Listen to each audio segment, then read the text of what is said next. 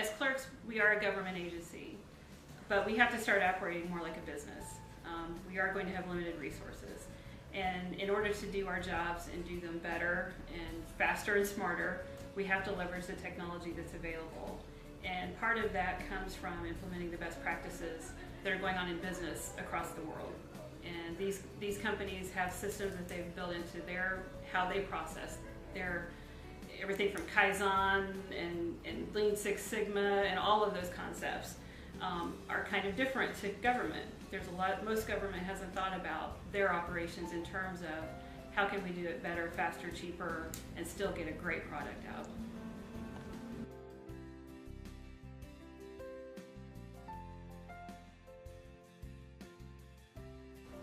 Because we'd already used DocuWare to go to an electronic system for managing our paper, I had gone to the step that I could go to myself. I had taken our request forms and the information we needed for them and created a fillable PDF that was on my website. But again, once that PDF came into the office, someone was manually re-entering that data into our system, and I still couldn't get any reports out of the data that was coming in. One of the sessions that I attended as part of my CPM certification class was on process management and process mapping. And in looking at how we transmit information internally, we email each other, we do all these things and there's no tracking of it. And then also the citizen requests that are coming in through our website. It just made sense to combine those two processes into something where we could actually get data out of how many child support requests, how many of everything that were coming in and being handled, and how timely our response was. In identifying issues that I wanted to address as clerk and how to make our process better internally and serve our customers better, I was actually talking with Jim Barnbrook one day and said, I'm having trouble finding how many times are we doing a marriage license decree? How many times are we providing a certified copy of divorce decree? And he mentioned that SBS Portals had been developing something for another government agency and thought it would be a good opportunity for me to take a look at that and see if it would meet my needs.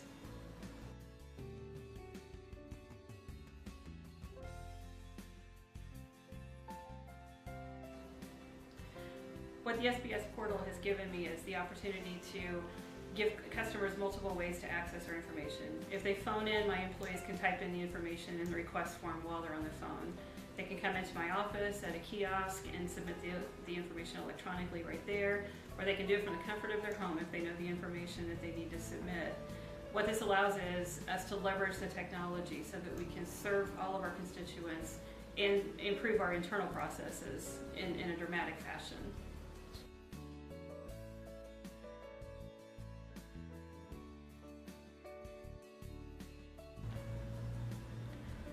Implementing the portal has been relatively easy. They've taken our forms that we already had created and created them in a different way, so the information is automatically put into the tracking system. And the training that was done for my staff hands-on, and it was about an hour for each session. They all got to play in the system a little bit, and we had a few days before we went live to get a little more comfortable with it.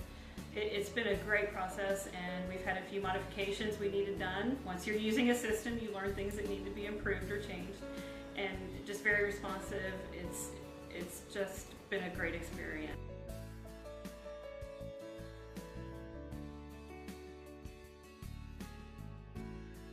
So this is the login screen for an internal user into the system.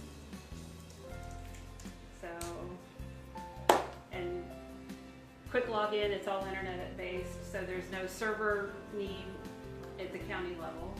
And what I typically go to first is the dashboard, and I look at the task dashboard.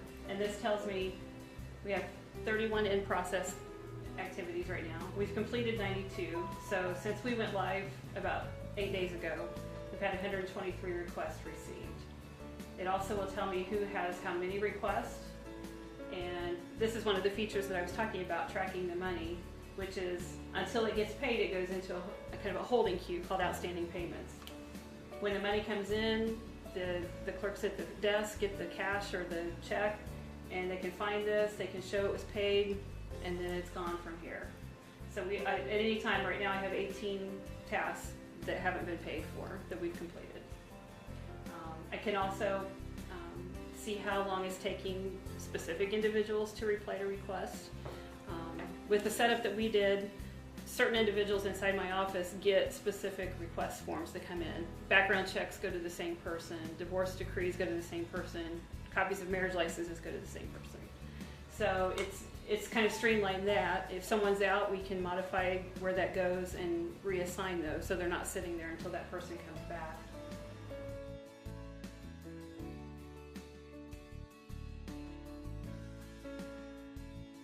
This is the dashboard that shows me the minimum time to respond, the maximum time to respond, what the average completion time was, and the standard deviation. So I can tell from this that a background check typically takes us 2 hours and 42 minutes to respond to.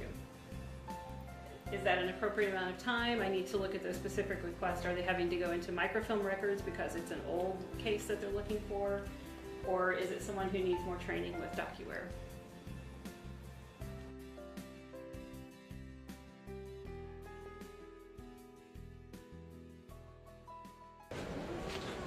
So this is Diana Zahn. She's my chief deputy clerk, and she probably is much more hands-on with the portal than I am at this point, other than getting information out of it. And she's going to reassign some tasks who are assigned to one person who's not here today. So she's going to get those tasks and reassign them to someone who is, so they can be processed. So the point here being that if someone's not in, they're homesick, they're on vacation, you still have someone that can... Correct. So there's never a reason for someone's task or someone's request to not be responded to, since we can go in, look in everyone's basket, see if there are things that need to be processed onto someone else. Okay. So it's a pretty straightforward process, and just like that, it was sent to another employee so that the request can be processed and completed. So basically it can just be done in seconds. Any of that transference of information can be just done in seconds. Right. And if someone's out long term, we can actually go in behind the scenes and say, okay, those requests normally go to this person, now I want them to go to this person, and modify that so that we don't have to do this manually on each one. Okay, and for you that's significant to have someone transferring and tracking? Absolutely, because it means nothing's sitting in someone's inbox. Okay, good. So it's that quick. Thank you, ma'am. Good job.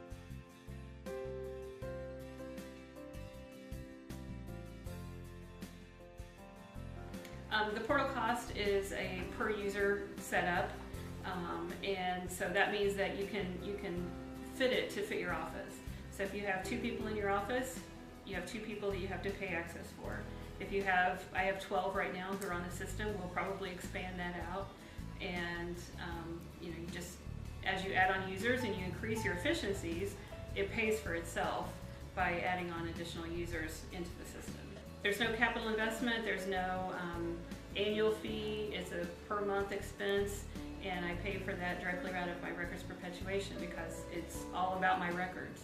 So what that means is that we're no longer sending out records and not knowing if we get paid, and there's a direct correlation to paying for this process for the portal and what we're going to bring back in, because now there's a way for us to follow up, send an email if someone hasn't paid, maybe remind them, maybe they didn't get the documents and we need to know they didn't get those documents. And so if we send them an email saying, we mailed you documents and you haven't paid, and then they can reply back and let us know they never got them, and we can follow up then.